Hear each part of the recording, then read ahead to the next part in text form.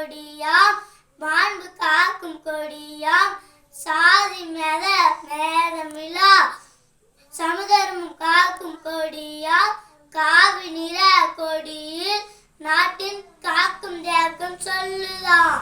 வெள்ளை வெள்ளை நிற கொடியில் நாட்டின் வெள்ளை மனதை சொல்லுதாம். பச்சை நிற கொடியில் நாட்டின் பசுமை வளத்தை சொல்லுதாம். தர்ம சக்கரம் நடுவில் நாட்டின் தர்ம நிலையை சொல்லுதாம்.